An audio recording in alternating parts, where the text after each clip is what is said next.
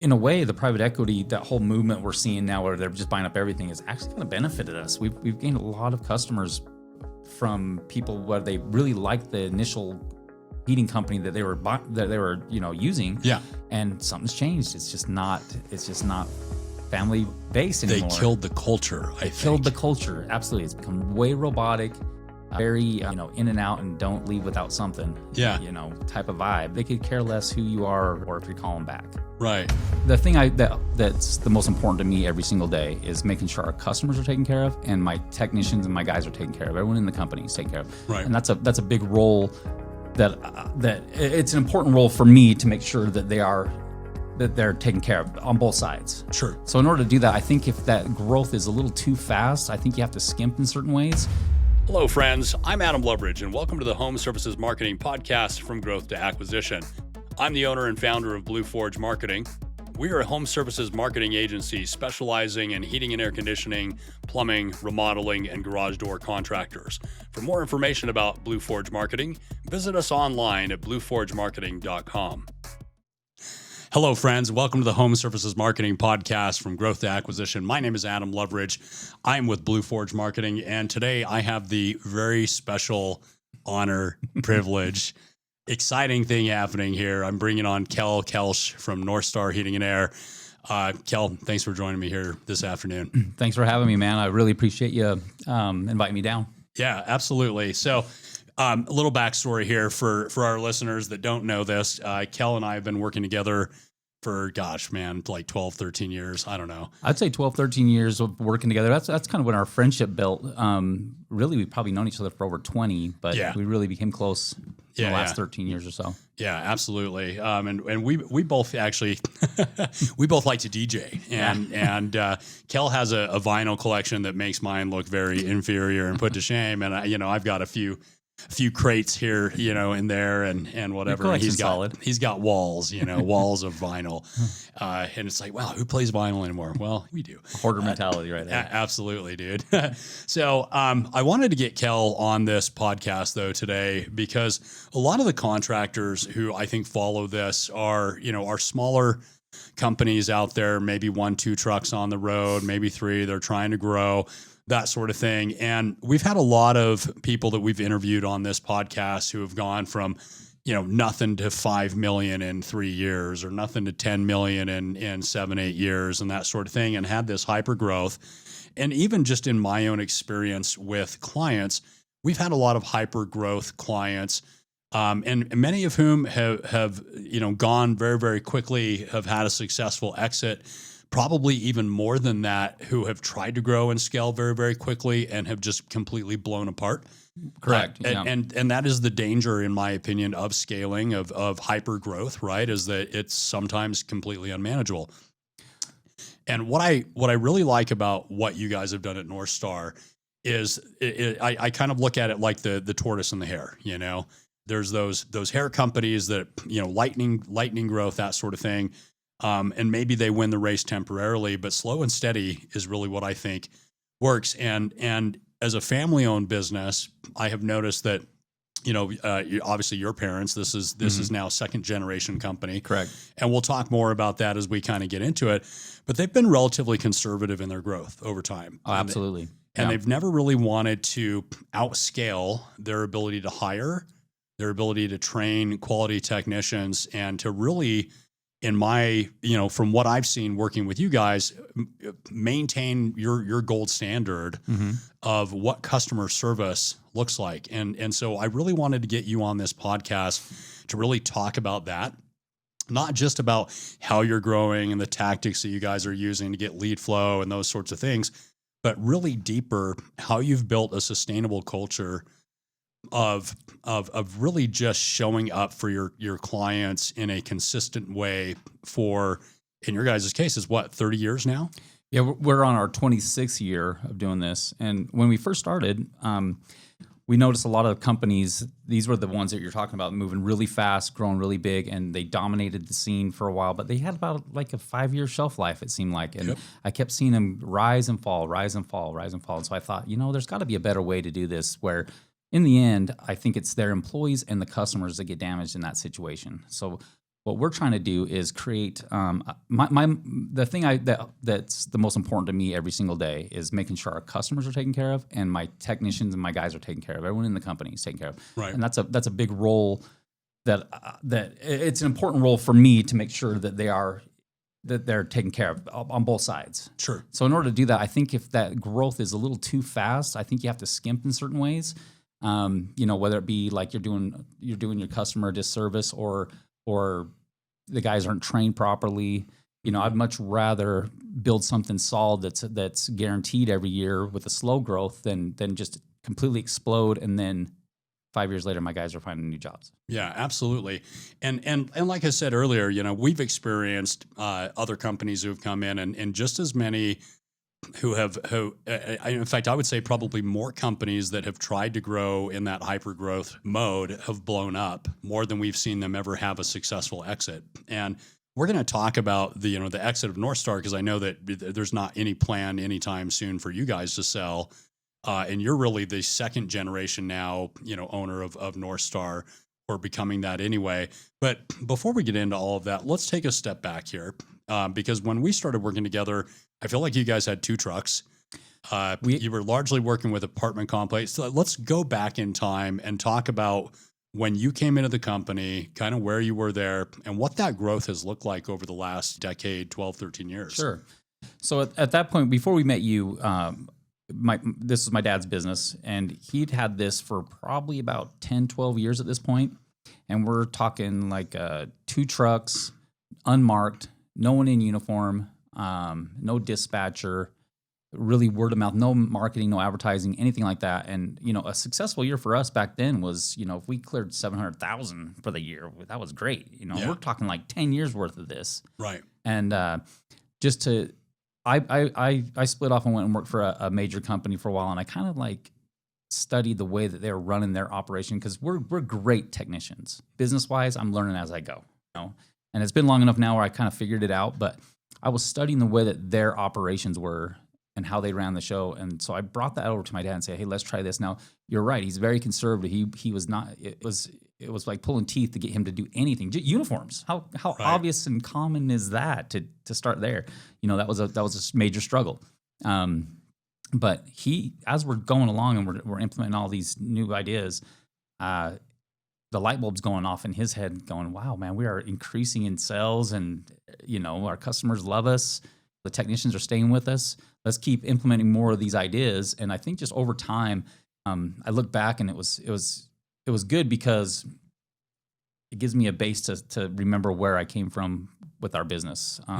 To see where we're at now is a completely different story. Sure. You wouldn't even recognize us. Sure.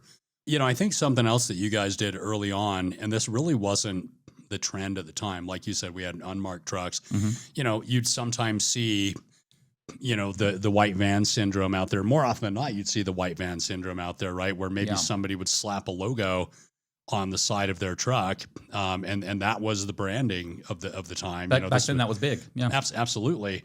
And you guys did something very big. And I think we're a very early adopter of this, and you wrapped your trucks.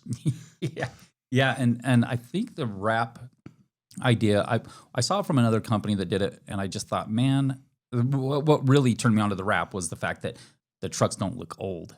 Most of these companies have these old trucks, and they're trying to drive them as long as they possibly can, but they start looking very old. Right. And that was I didn't realize how much advertisement that was going to actually really bring. Yeah. So I'm thinking, okay, we'll wrap them. They look like brand new trucks on the road. This is great, Right. So that's kind of how that started. But yeah, it went from an old beater van that's beat up to looking like this brand new wrapped truck. It was perfect. So no need to go buy new equipment. Grab an old shitty van. Throw a wrap on it, and you've got a whole new, you've thrown the lipstick on the pig, so to speak. Absolutely, right? In the remodeling space. I love that. Well, and then, so back at that time, like you said, you were largely word of mouth, but I think you guys also had a foothold in the apartment space as well, right? We did, and that was probably one of my dad's best moves he's made doing this business. HVAC is a very hard business just to start on the ground running. He went in and locked in a bunch of apartment contracts where, you have to do them at a cheaper rate it's an apartment complex. Sure. and the insurance is a lot more that you have to be covered under. But what it did for us was it kind of monopolized our services. There's maybe, even to this day, there's maybe like 3 or 4 companies that are even competing against doing this. Yeah. So keep that a secret. Yeah. Well, we might edit that one out. There you go. Well, but it's been a solid base for you guys. Mm-hmm. And then I think the real, and correct me if I'm wrong here, but the real game changer was when you started doing SEO. It really was. When we first started, again, I'm pulling teeth with my parents to invest money into SEO. And at the time, we haven't put anything into marketing at all. And they're looking at this price going, oh man, this is going to be a lot, And I said, well, we got to try something. We got to switch it up. So we put it in there. You told me that, give it like 4 to 6 months and let's see some traction going. And those every month came by. They're going, what's going on? We're waiting. And I'll tell you, it was like a light switch went off. That I think it might have been month 5.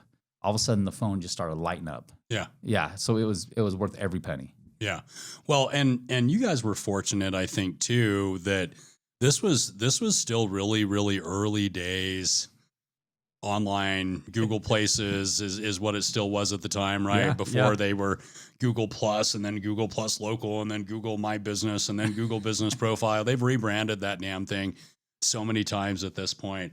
But what happened is almost this halo effect where, and we still see this today. If you're looking for in the markets that you guys serve and have Google Business Profiles, particularly West Jordan, that sort of thing, and you're looking for a heating and air conditioning contractor, you're going to pull up. You're Correct. going to, for not just AC repair or furnace repair or whatever, but like just about every damn keyword under the sun and search term out there.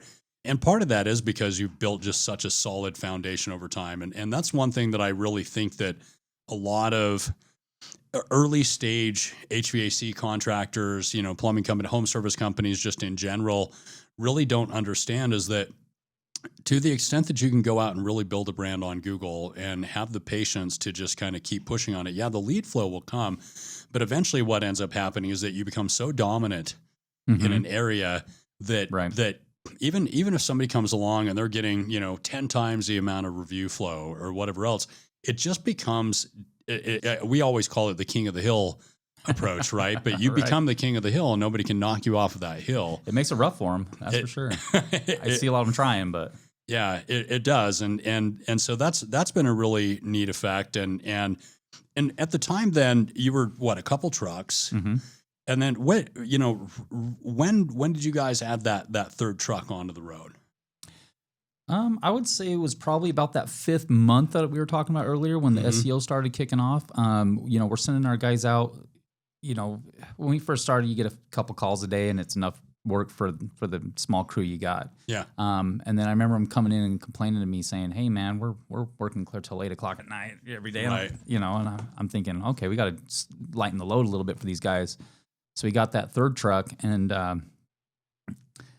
the calls just kept multiplying and coming in. So we got our 4th truck. Then, what we also did, we started branching off because, like I said, I'm not a business guy. I'm a technician learning business.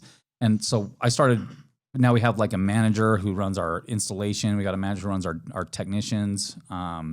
We do a lot of training with our dispatch. We just upped the game. And to be honest with you, it's all because of the call flow, the call flow that's been coming through. Yeah. There's no need for that if you don't have any work. Right. Yeah. And you can't justify it if you don't have the work. You know? Right. And then obviously, there's our strategy has been, okay, well, let's go in, we'll dominate an area. Mm-hmm. Then we go drop another pin, and then we go in and start really dominating that area. And then we go drop another pin and Yeah. and keep it going, And right now I think you guys are in 3 locations and we're starting into 4. We're starting into 4. We're 3, maybe I guess you could call Park City 4, but yeah. So we're looking at dropping our 4th pin, and even with the pins, we've gone kind of a slower approach than I'm sure you're used to. Sure. But if you look at us, when we reach the top of that of the Google and the SEO, when we reach that top, it's like you were saying, it's like you got people trying to bump you down, but once you're there, it's almost like you own it. Yeah. and I don't know what you're doing to keep us there, but I truly thank you for that. That's your department, and you're great at it. Thanks, man. I appreciate that. And, you know, it's, I always just tell people that, you know, an expert is just, you know, to me, the definition of an expert is just somebody who's made every mistake possible in a very small field of focus. I'm an expert for sure. Well, you know, we've become an expert at doing local search, you know, in part because we've worked with guys like you for the last, you know, 14 years and 15 years now coming on. And so it's just, you do something long enough and you start to really figure out how it all works. And it's always funny to me because, you know, Google will come out several times a year and release some new algorithm, you know, and it creates all these waves in the industry, and hundreds of thousands of companies suddenly drop out of search results. And we've just never had that happen, you know, because I think the focus has always been really just building a solid brand. And making sure that we're not, you know, gaming the system, because that's what I think actually happens is people feel like, you know, in the SEO community, the big thing that I've noticed is that people are always looking for the shortcut, right? Sure. Yeah. Like, what's the Cheaper, what's the little optimization hack that I can do that's the flavor of the day thing that's suddenly going to get me these big results temporarily. And then, you know, Google comes in and makes the algorithm change, and all of a sudden that shit that was really just manipulating the algorithm in the first place. Doesn't work no more. No, it doesn't work no more. And because these guys are smart cookies, man, you know what I mean? And you're messing with their revenue. They're, of course, trying to serve up ads, you know? Yeah. And one thing I actually think is really cool, since we're talking about ads anyways, that we've done that to a degree with you guys, but really that's not even how, I mean, right now, I don't think we're even running Google ads for you guys. No. Yeah. No, I don't think we're running any Google ads. And to back up on that, I was talking with somebody at lunch today how, you know, with Google, I have a lot of people who own. I know a lot of the HVAC contractors out here, and I would say like maybe 70% of them are. I ask them who does their SEO, and they're like, "Well, we do it ourselves," and it's right. And they think that it's working, but the reason why we work well together is because Google will come out and make a change, and it seems like you're on top of that before anybody else is, and I think that's what helps keep us at the top. Sure. Does that make sense? Yeah, absolutely. Well, I mean, it's about following trends, right? Obviously, there's trends in HVAC as well. You know, your guys have come and fixed my furnace enough times that like I know where the limiter switch is, and I can hit that and change out the filter and be like that I haven't done in 4 months, and you know, and all of a sudden the furnace will work again, and then it gets bad enough that you guys have to come and clean it or actually, you know, really fix something. But that's the extent of my knowledge of HVAC. Right. And that's what I'm saying. Like on your end and my end, it's either evolve or die, right? Right. Like, because there's so many things that change all the time, and if you get stuck in the old ways, you're gonna phase out. Absolutely. Well, so fast forward now to, you know, 2026 then. How many trucks do you guys have on the road, and what do you think you'll end up doing in revenue here this year? So keep in mind, we started with 2 trucks. Now we've got, will that be 8 trucks out there? No, 9 trucks. We got 9 trucks out there now. For 10 plus years, a $700,000 a year was amazing to us. Right. You know, the last few years we've cleared over $2.5 million. I'm really thinking we're on track this year to at least hit 5. And that's kind of the pace I'm trying to stay at. I mean, I think it'd be really easy for me to open those floodgates up and completely just dominate. Because I mean, you got us in a great position. Yeah. You know, you put us in a great spot to do that. My only thing is I don't want to compromise my training or my customers. So, you know, we're the type of company that when we call our customers to do their annual tune-ups, they're excited to hear from us. Right. You know, and they know my technicians by name. And this is somebody they haven't seen since last year. And they know them by name, and they're requesting certain people. So it's one of those things where, you know, if we pick up a customer, it's more like you're in our North Star family at this point. You know, that's the kind of the vibe, the feel we're trying to give them. Yeah. And we go above and beyond. You know, we'll go out to their home, and let's say our ladder's out and they need a light bulb changed. We're going to change their light bulb for them. We're not just here just to do the HVAC. Yeah. Yeah. Well, and I think that really comes through and a lot of what we've really tried to position, you know, you guys as on your website and everything we're doing across social media, across the Google business profiles, right? This is a family owned, company, we want you to feel like you're part of the family. Mm-hmm. And in fact, I think that I think that you guys have done something really cool with your tune-ups. And I know it's maybe a little bit of secret sauce, but would you be open to sharing with us how you guys do, tune-ups in your Gold Star program? Yeah, absolutely. So, and I tell this to some other HVAC contractors, and they think I'm crazy. Right. But what we do, if we've ever been to your house at any time, done any kind of work for you, we are giving you free tune-ups for life, basically. And it's not a money maker at the moment, but it's planting seeds and growing a reputation and with our customers to where when that time comes to where they need something fixed or replaced, we're top of the list and they're not going anywhere else. They're locked into us. And a tune-up is some of them I think are a little overpriced for what they really are. Right. And to me, it's more like a service or a thank you to our customers for just being loyal customers for us. And a lot of these companies are banking off that tune-up to get them through the slow season by what they charge. But I look back at the end of the quarter, and we've made money off these tune-ups, even though they're free initially. And we're not out there trying to just sell you stuff, but there's always something that the customer needs. Sure. Yeah.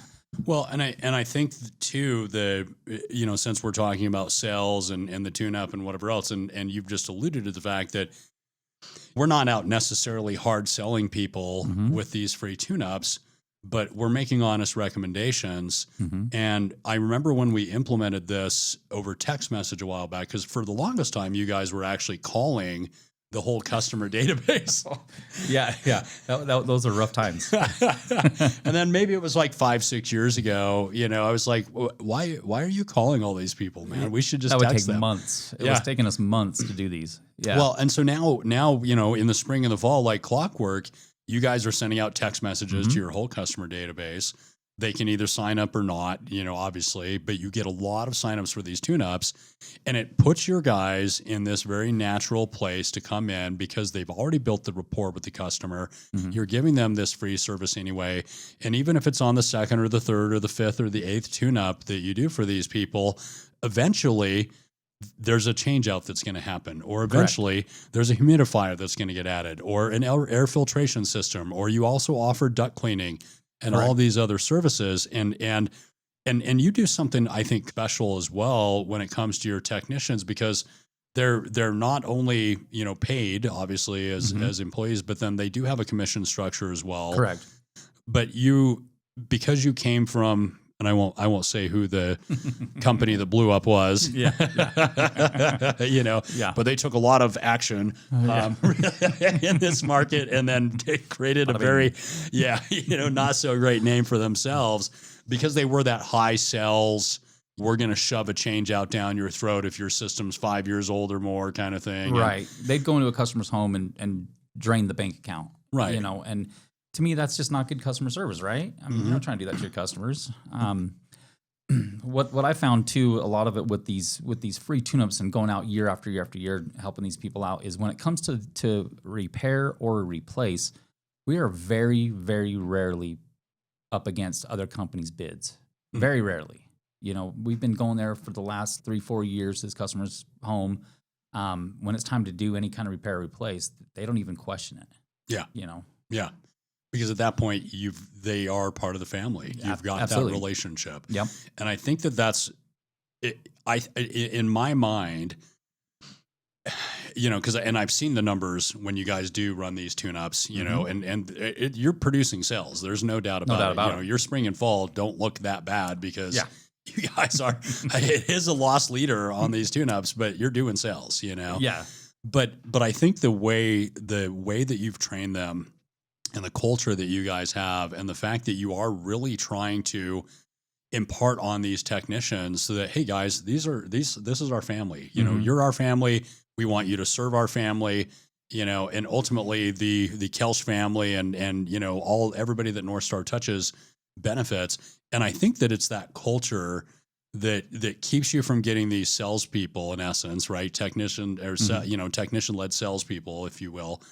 they're going out there and scathing people because that's not how you would treat family. And It's not. And it's funny because I'll have some texts come back and tell me, hey, I went to a barbecue with the Smith family, and these are like customers of ours, and they're getting to know our technicians so well and our family that we are part of their family. They're inviting us to weddings, birthdays, family get-togethers. It's been pretty cool.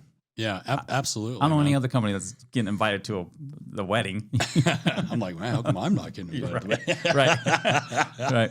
Well, we get to see them twice a year, and it's a good experience. Well, and if anybody knows you too, I think that they know that you're really a relationship kind of guy. Oh, thanks. Yeah, I mean, you're great at developing relationships, and I.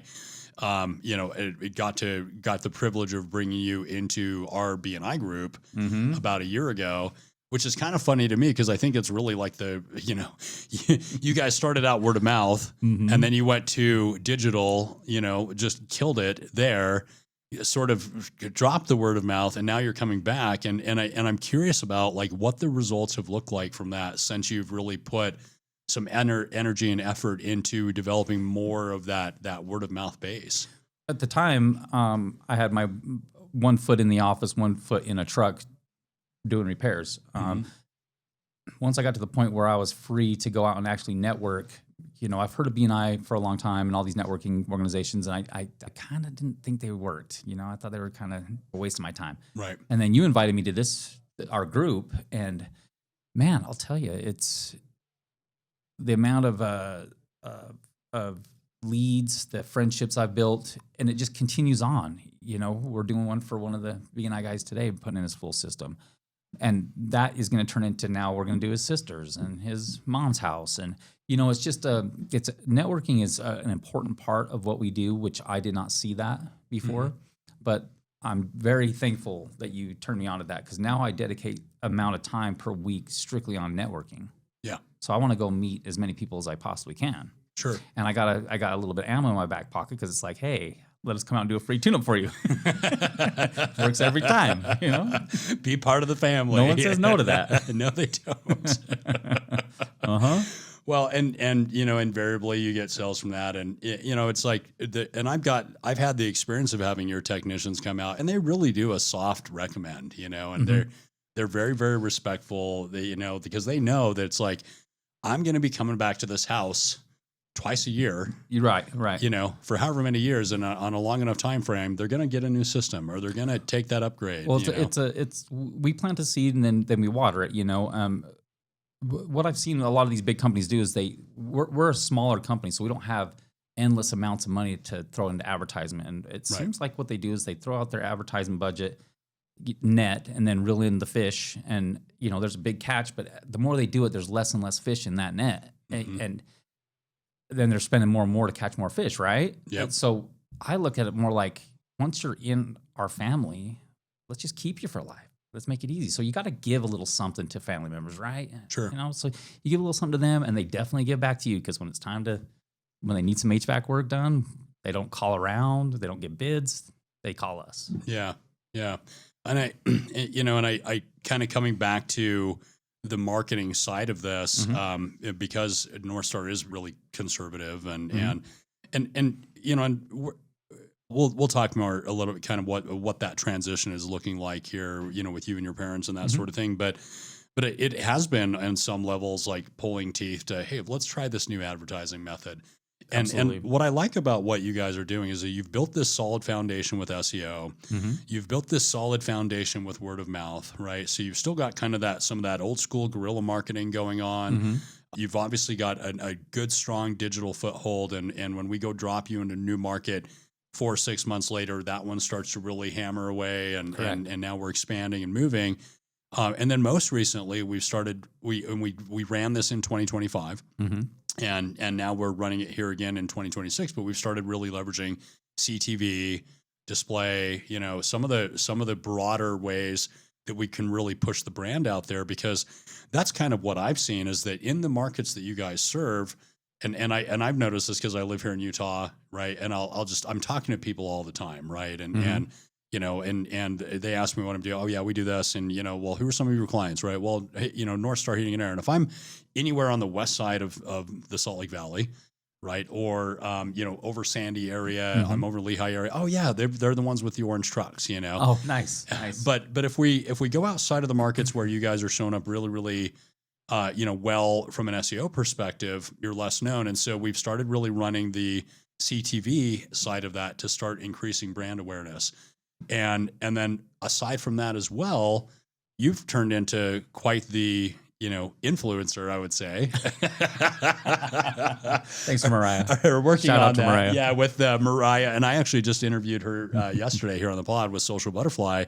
But talk to me about that, because I know that what she's also doing is creating a lot of these commercials for CTV. Mm-hmm. I know initially it was probably like pulling teeth for you to want to get on camera and do Oh, absolutely. social media. Yeah. What's that experience been like for you? And tell me about it. Well, I'm a very old school type of person, that conservative guy you're talking about. I'm not the guy that's going to post on social media, Facebook. You don't see those posts. I rarely even look at it. And so when she came to me with this idea of doing the Instagram reels and things, I was nervous. I was like thinking, oh, this is going to be so corny and so bad. I'm not going to be good at this. She would come to me with great scripts, and we'd kind of rehearse them, and I started getting the vibe for it and the feel for it. And now I kind of enjoy it. I'm kind of excited when we're doing some tomorrow, Yeah. So it's been great, And the thing I like about her too is, or about that situation, is that we're not necessarily giving you reels on like, hey, duct cleaning, $50 off or anything. It's real valuable information that the homeowner can get value from for free. Yeah. We're not telling you how to change your gas valve or anything, but we're going to tell you some tips on how to keep your equipment running as long as we possibly can for you. Yeah.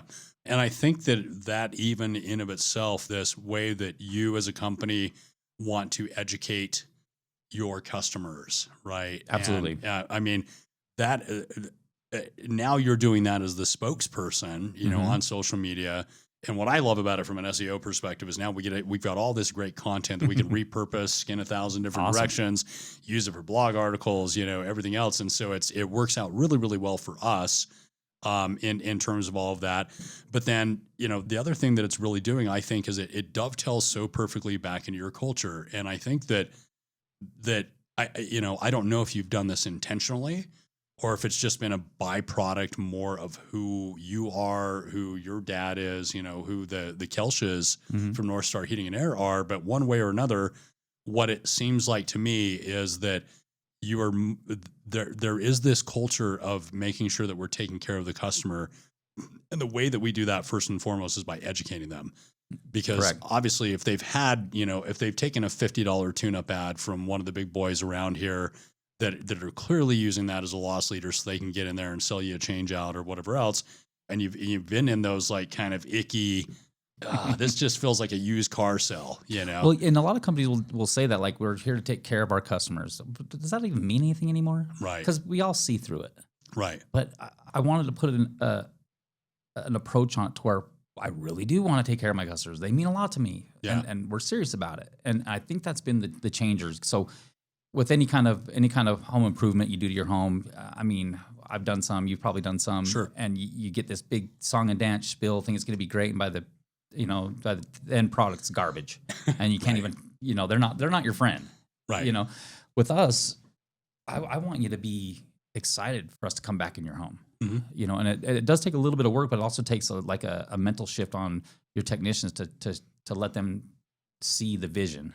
Yeah. Because they're in there just trying to grind out their day. But now it seems like part of our culture has turned into this thing where it's like, our customers are actually happy when we show up.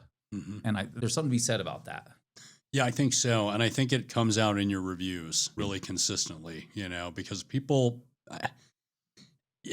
everything is so freaking mediocre now, dude. Oh, yeah. You know what I mean? Like service is mediocre. We can, and you're right. Right.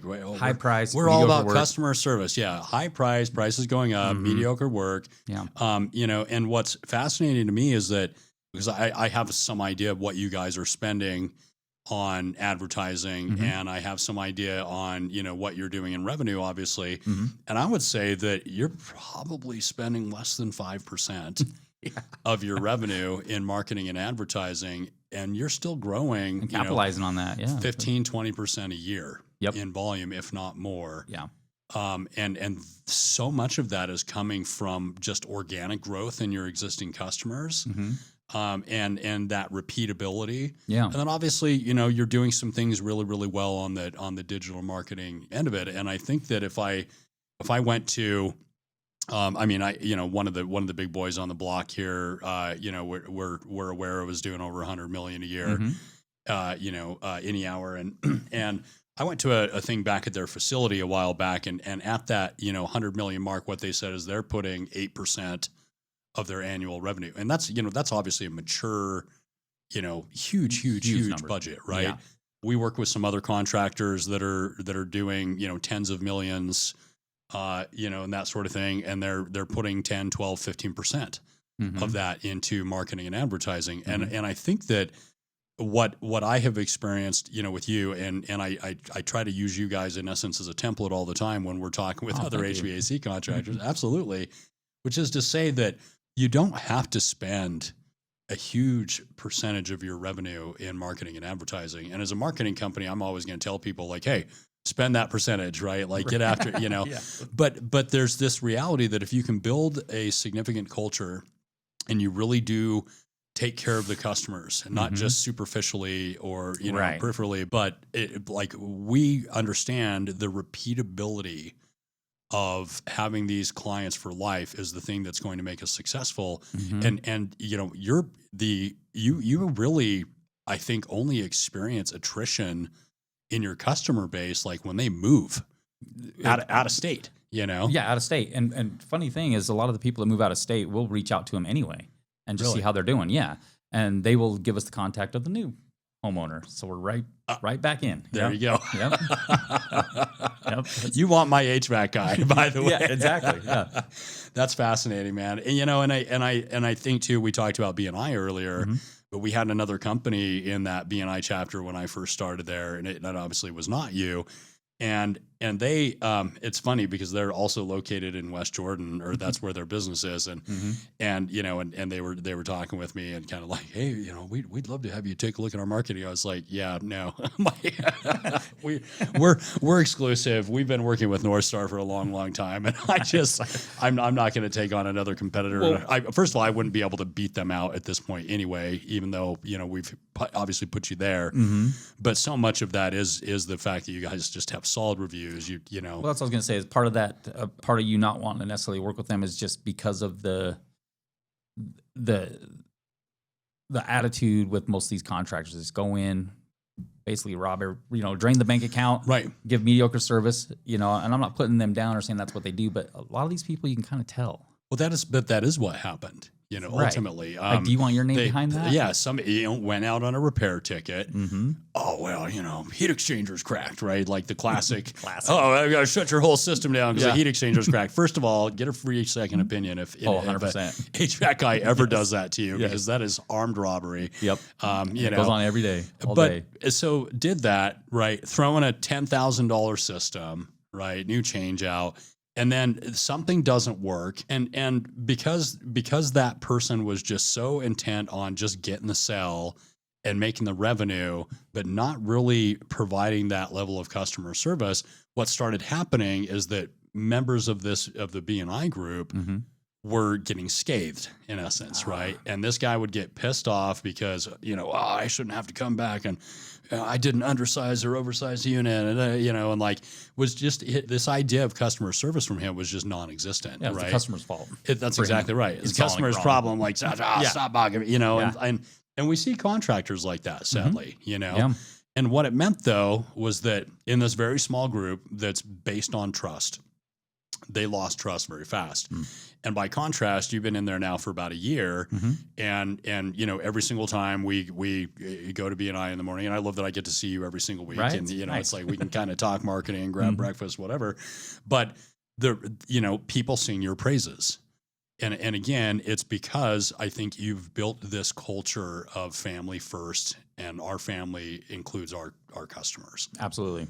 Yeah. And I just, more than anything else, man, I think that's really what I wanted to try to impart, on this podcast anyway, is that when you treat your customers like family, and you really look at the fact that like, man, if we can retain a client for, 3 years, 5 years, 10 years, 20 years, the profitability of that client just grows much, much more over time.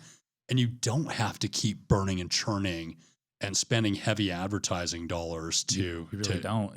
Referrals are a big part of what we do as well. A lot of these companies, they go into a person's home, totally, the highest ticket item they could get, bad service, and they don't really care if that person comes back to them because the phone's going to ring anyway.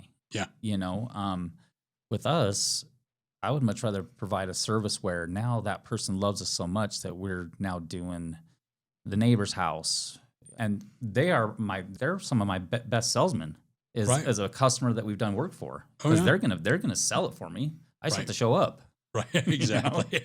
Yeah. But you had to build that culture to start with. Yeah. And I know that for the most part, you've hand trained just about every technician you have, haven't you? Yeah. We spend a lot of time when we hire a new tech, with a lot of training, a lot of going out in the truck with them, making sure everything's done right and up to our standard, how we have it. Now, I do like our approach with our company where it's loose. It's not a robotic, this is the exact formula you use, because I don't want it to be that way, because I don't want it to feel like that. I want it to be personal with each customer, and they see the tech has their own personality to them. Sure. But there are some little guidelines that are basically just a culture or a way of thinking when you go into somebody's home. Mm-hmm. That's the difference. I feel we do a lot of training on that end of it. Yeah.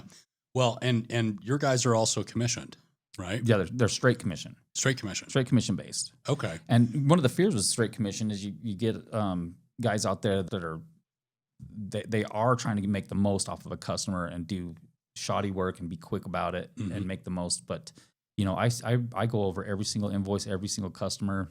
We call them and with follow-ups on all our customers. And if you treat them like family, you're not going to do that. And pretty quick the guys are doing that. They got to go, and the ones that are doing it right get to stay. Sure. And in the long run, I think those guys who have used our formula and looked at it that way, use our culture basically to do that. In the long run, they're doing way better than some of these guys that are just out scamming. Sure. Yeah, the quick, easy buck is not always the thing that will actually make you rich at the end of the day. No, for right now it's great, but in the long run, it's not. Right. Yeah. And I think too, given the fact that you've been around for 26 years as a business, and I think this perfectly segues into kind of the next stage of this. But I guess what I'm really trying to say is that it seems like the approach of North Star has never been flash in the pan, take what you can from a customer now, because tomorrow we may die, right? Like I think that there's always been this the goal. Of Terry Senior, right? To hand this down to the next generation, right? I don't know if that's the goal for you to then. Oh, it is. Do the same. Yeah. My daughter's at that age where she's going to be heading off to college and deciding what she wants to do, and she's already asking me like, what kind of courses and classes can I take to benefit the family business? Yeah. It's definitely a situation where I think once it's built to where it's at now, it's a good opportunity for my kids, my brother's kids, we'll train them and keep passing it down. Why not? Well, and I love this because we talk about, this is the Home Services Marketing from Growth to Acquisition podcast. And I labeled it that way specifically because, for a few reasons. One, like I just was so tired of getting burned by private equity when we would do our job, take one of our clients up into that 8-figure kind of range revenue wise, right? Next thing you know, they get bought by private equity. We get immediately fired. Private equity always knows better than the people that helped make that company successful in the first place, right?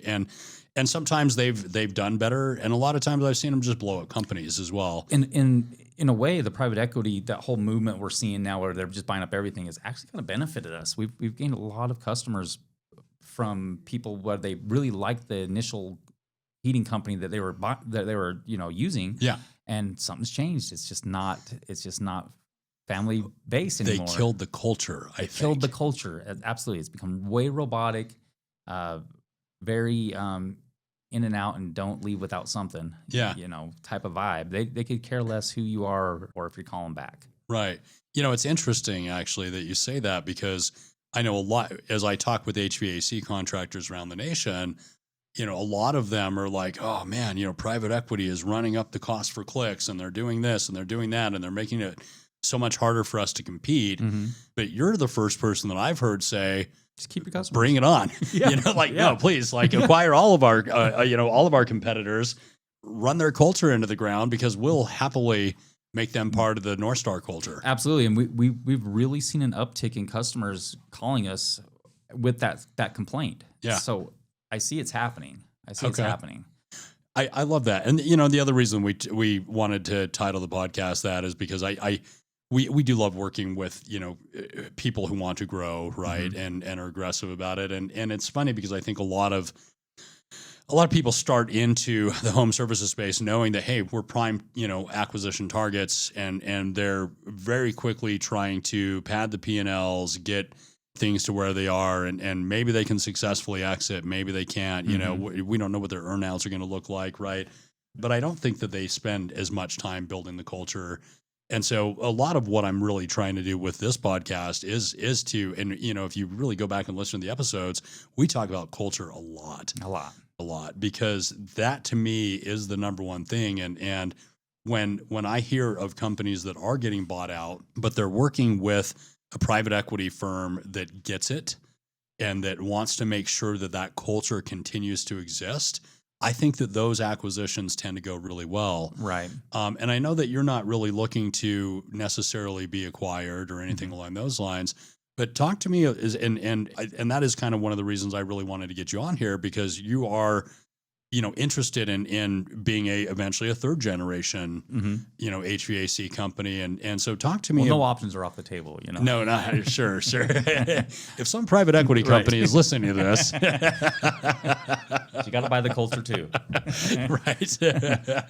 We might be open to discussions is the point, and you're going to get hit now, man. I'm pretty sure that these private equity guys are following my podcast just to find the next Snipes here, man. Is that all the $20 million companies and up have been gobbled up now. We got to start coming down into the tens and fives. But in any event, man, talk to me about what that transition has looked like. As you've kind of gone from, your parents are pretty much all but retired at this point. What do you see here in the next couple of years for North Star? You're right. My parents are pretty much retired at this point. We go to them with any kind of deeper question that we don't have an answer to. They've been doing it for a very long time. Yeah. My mom she knows more about HVAC than I do. The plan, I've built it to where it's so cush for them to where it doesn't matter if they retire or don't retire. You know what I mean? Right. I got them taken care of. And then I'm hoping that's the game plan. It's just a smooth exit for when they're finally done coming in and call it quits. It's on their timeline. Does that make sense? Sure. And I kind of want to do that with my kids as well. When you bring the kids in and then they take my spot, I don't want it to be like I'm forced out. You're an old man, get out of here. Mm-hmm. But it's one of those things where I'd like to pass this business down. I think in the future, the blue collar jobs are going to be some of the better paid jobs out there. Mm-hmm. You got AI taking over a lot of things. I think, right. I think blue collar will be a high paying industry for anybody who wants to jump in. I think it's a perfect time for my kids' generation. So it's one of those things where you debate, like, do we sell or do we keep passing it down? Yeah.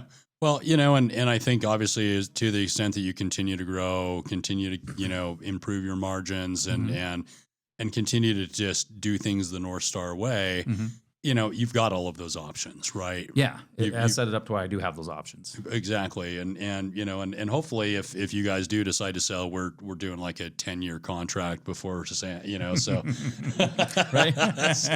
Lock it in. We don't get fired from our, our one of our best clients, but in any event though, man, I think it's really neat that you're in this position to do that, And it's fun every now and again I'll come over to the shop, and Terry Senior will be there and just kicking shit occasionally. Yep, I'm like, just kinda hanging out. Well, and he still does, I think, load calculations and stuff, and some of the things that he really likes to do. Yeah. But I think your parents are really the American small business dream, if you will. I feel that way too. When they were starting out doing this, of course, they're for the first 5 years they were hurting. Sure. It's very hard to get going. And they stood with it and stuck it out, and now we're seeing now it's doing great compared to where we started to where we are now. Whole different. You couldn't even recognize us. Yeah. Well, and they obviously I don't know too terribly much about their financial situation, but I know that they're very debt averse. Oh yeah, everything is paid for. Yeah. And that's the other thing too that I think is really cool about the way that you guys have done things, and that sort of conservative, like slow and steady wins the race thing, is that you guys buy a new truck, and if it's not being paid for cash, it's getting paid off pretty dang quick. There is no debt, and that came from my dad. He's very big on paying everybody else, staying out of debt, basically. Yeah. That way you don't have anybody dictating to you or coming after you for anything. It's just I think in a way that's what makes it such a slow process. Mm-hmm.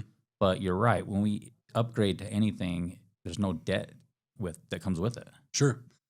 Well, and I mean, we've gotten in the habit in the last few years of, maybe not getting a full year's worth of what you pay us in advance, but because you guys do manage, I think, your cash flow so well, don't have a ton of debt service because you're just growing at a reasonable pace over time. Yeah. At the end of every year, you're trying to sock away hundreds of thousands of dollars in inventory, buy that new truck, get the scissor lift, pay your marketing agency in advance, or trying to get rid of the extra. Yeah, that's exactly right. And I think that for most, contractors listening to this, right, it's like if they've been thinking along the lines of like, I'm going to grow this thing fast and heavy so I can have this huge exit. Yeah. You might want to consider, what if I slow down a little bit, built a company that's really built to last? Built to last. There yeah. you go. I love that. And I think that that's really what North Star has done incredibly well. And so as we start to kind of just wrap this up then, Kel, we've talked about a lot of stuff. We talked about culture. If somebody were, just getting started in the HVAC business, or maybe they're at a couple trucks doing $500,000 a year or less, what advice would you give them if they, were listening to this and really resonated with your story and wanted to, eventually get to where they've got 9-10 trucks on the road, doing some real revenue, real profit, and have something that could pass down generationally? Well, there's two levels of that question. I think the first, if I really knew them well, I'd probably tell them to not even do it. And there's a reason why. It's like going out and trying to have a mom and pop gas station or a mom and pop grocery store. Those days are kind of over. The conglomerates came in, they own the market, they bought everything. So what you need behind you to get started is rough. It's not like the good old days of chucking a truck and go out and do great. Okay. But if you are going to attempt to do it, I think the real way to do it would be, I would get a formula from a company that is working and look at how they're doing it and put your own twist on that. So you have your own like style or your own company culture in a way, I guess you would call it. And I'd run it that way. A lot of the people that get into this, they're not business people. They're great technicians. Yeah. And they do their job very well. And then there's a lot of loss learning some of these business approaches. So, I would take somebody's model and take a look at it and see, because that's what I did. I just studied behind the scenes the bigger companies, right, and saw what they were doing. And there's some things I loved and some things I didn't. I tried to find a lot of their weaknesses and then capitalize on those. It's like the story we were saying that a customer could call in and they really don't. Of course, they care if the customer calls back. They want them to, but that's not their goal when they're walking in your house. It's to sell them the most. I saw a weak point there, and I was like, hey, why don't we just keep our customers? Right. So I'd study what everyone else is doing and then just try to throw your own twist on it. Because if you're just the same out there like everybody else, it's not going to work either. Yeah. Yeah. Well, I think that's really great advice, and I'm certain, correct me if I'm wrong here anyway, but if an HVAC contractor was really looking to just reach out and pick your brain for a while on what works for North Star, would you be open to taking those calls? 100%. I love it because I might learn something from them. Yeah. Well, and that's one thing I really love about the blue collar industry in general, right? It's like even in your own backyard, somebody could be a quote unquote competitor. I've just found that people are really happy to rally behind one another, Yeah. Yeah. I'm in another network that has a few HVAC companies in there, and we definitely helped each other out. Yeah. Yeah. That's awesome, man. And if somebody is in the, Salt Lake Valley, Utah County area here, I think you guys are in Tooele and Park City as well. Yeah. And they're looking for just a quality HVAC contractor to work with, and really keep their, their systems up to snuff, man. How do they go about finding you? You can find us on Google, of course. You can give me a call at 801-255-2647, reach our dispatcher. Those are the main ways to do it. Yeah. Just Google North Star Heating and Air. Google North Star Heating and Air. Yeah. Yeah. You guys made a great site for us, so it's perfect. Well, yeah, and that has been an iteration over the years, man. Yes. I remember back to some of the early stuff that we did, dude. Like SEO has moved a lot, and now obviously AIO is becoming the big thing, and we're working on very much making sure that North Star continues to be found. Well, can I just say something about you? Yeah, sure. Like SEO has moved a lot, and that's what I love about working with you guys is that you guys are moving with it. You're not stuck in an old way that worked that maybe doesn't work anymore. Yeah, you guys are constantly moving with it, and it's just like the chuck in the truck to where we are today. With our SEO, where we started to where we are today, you're awesome, man. That's a lot of achievements, man. Thank you. I appreciate it, man. And this has definitely been an incredibly fun partnership and friendship, for me at this point, because obviously we're more than just marketing partners at this point, and have a relationship outside of work. But it's because at the end of the day, man, like, I like working with family-owned companies that have backbone and culture, and are really going to take care of customers, because I've seen what happens with companies that don't have those values. I've had them as clients, and I'll tell you, man, like, they treat us the same way they treat their customers. Yeah. Like a freaking number, like a number. What's in it for them, and when you can't do it, you're out. That's exactly right, And so, like, a part of our ideal client profile, and part of the reason why I love owning my own business is like, dude, I just don't work with assholes, Like, It's a smart way to do it, right? But we get to listen to the phone calls, right? And from a top level down, if you have a culture of we take care of our clients, right, and we take care of the people that keep our doors open and keep our lights on, and we take care of our technicians, and we value them as human beings, and we care about the people that care about their families. That's right. That our business exists to serve. To me, that's the magic formula. And then from a marketer's perspective, it makes it so easy to get out there, because word travels fast, man, and we can dish up leads, but if you're scathing those people, there is no repeatability. And the thing that I think is beautiful about HVAC in general is that, first of all, if you've got it set up right as an HVAC company, you're like the dentist. You're in their home twice a year.